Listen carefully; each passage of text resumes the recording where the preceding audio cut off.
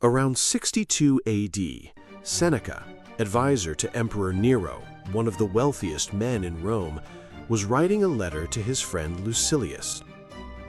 In the letter, he admitted something that no philosopher before him had ever admitted in writing. "I am not yet the person I am describing to you. I am working toward it. Do as I say, and also imitate me in what I do well, and don't imitate me in what I do badly."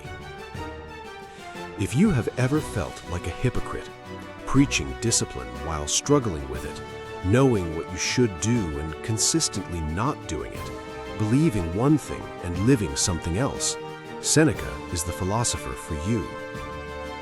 By the end of this video, you will have one permission and one challenge.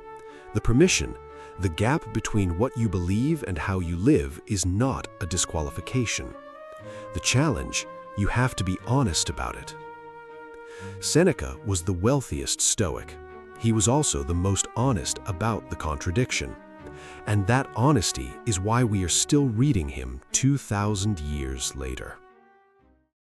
Lucius Annaeus Seneca was born around 4 BC in Cordoba in what is now Spain. He came to Rome and rose to prominence as a lawyer, writer, and philosopher. He was exiled to Corsica by the Emperor Claudius for 8 years. He was recalled to Rome to tutor the young Nero. He tutored Nero. This requires a moment. The greatest Stoic philosopher in Rome spent years trying to teach philosophy to the man who would become the most depraved emperor in Roman history. He failed, not because his philosophy was wrong, because Nero was not going to be taught. Seneca knew this. He continued anyway. Then he withdrew. Then Nero ordered him to die. He died by his own hand, ordered to do so by the student who had received his best teaching and used none of it.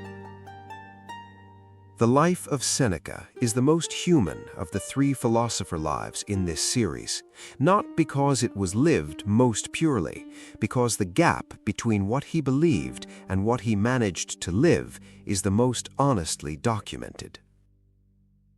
The Epistulae Moralis, the letters to Lucilius, are Seneca's masterwork. 124 letters written to his friend Gaius Lucilius in the last years of his life.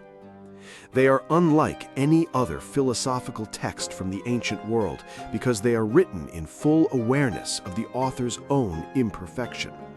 He writes, "Do as I say, not as I do," or rather, do both. Imitate me in what I do well, and don't imitate me in what I do badly. This is the most honest thing any philosopher in this series ever said. He was not claiming to have achieved Stoicism. He was claiming to be working toward it, and he was writing the work down. It is not because things are difficult that we do not dare. It is because we do not dare that things are difficult. We suffer more in imagination than in reality. Begin at once to live and count each separate day as a separate life. Each of these written by a man who was not fully living them, and who said so, and who kept writing them anyway. Because they are true regardless of who writes them. And Seneca knew this. 5 teachings from Seneca. Each one written by someone who knew he was not fully living it, and wrote it anyway. Teaching 1. We suffer more in imagination than in reality. He wrote this as someone prone to anxiety. He knew the territory he was mapping. He could not always prevent the suffering in imagination. He documented it precisely enough that you might prevent it yourself. Teaching 2. It is not because things are difficult that we do not dare. It is because we do not dare that things are difficult. He wrote this while in exile on Corsica, the dare available even then. Teaching 3. Begin at once to live and count each separate day as a separate life. He wrote this in his final years, knowing Nero was going to order his death. Each day a complete life, because he did not know which day was the last. Teaching 4. Associate with those who will make a better man of you. Welcome those whom you yourself can improve. He wrote this about the company we keep. He kept Nero's company for years and acknowledged that it cost him. Teaching 5. Retire into yourself as much as you can, the inner life as the only truly secure domain. Marcus wrote about this. Epictetus lived it in a slave's body. Seneca wrote it from a villa and admitted the villa made it harder. All 5 teachings true, his living of them partial, his documentation of the gap complete. The honest gap is the whole gift. In 65 AD, Nero ordered Seneca to die. The specific order, take your own life. The method, your choice. Before we get to that, here is where Seneca's philosophy lands in your life right now. The gap between belief and practice. You know you should exercise more. You know you should spend less. You know you should stop doom scrolling at midnight. You know you don't. Seneca was the wealthiest man in Rome preaching detachment from wealth. His response was not to stop preaching, it was to document the gap honestly and keep preaching anyway. Because the gap between what you believe and what you live does not invalidate what you believe. It just means you are human. Be honest about it. Keep going. Procrastination and time. Seneca wrote, "Begin at once to live, and count each separate day as a separate life." He wrote this while Nero was preparing to execute him.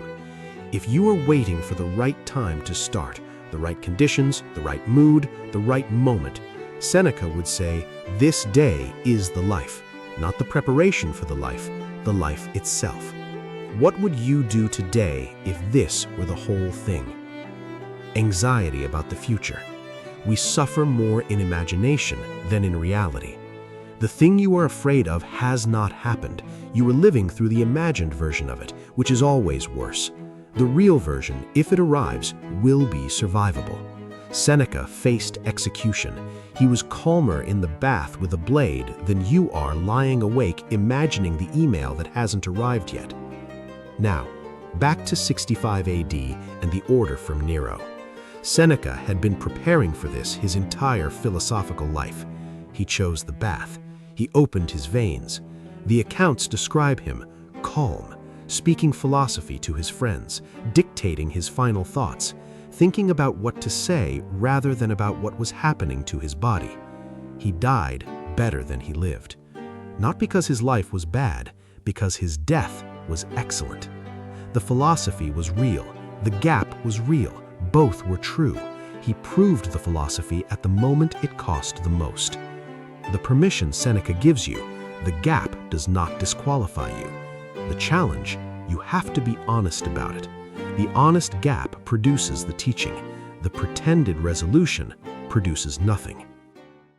3 Stoics. 3 completely different lives. The same philosophy. Marcus Aurelius, the most powerful man on earth, writing in secret about the gap between who he was and who he wanted to be. Epictetus, a former slave with a broken leg and nothing to his name, the freest person in the Roman Empire. Seneca, the wealthiest Stoic, the most honest about the contradiction, dying better than he lived. What they share? Not a life without failure, a life with honest examination of the failure. The practice is not about achieving Stoicism. Marcus didn't achieve it. Epictetus came closest because he had less to lose by living it. Seneca documented the honest distance from it most completely.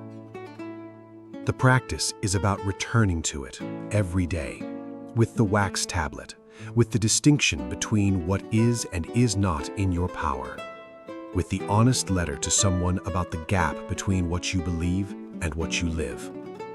Subscribe. The practice continues.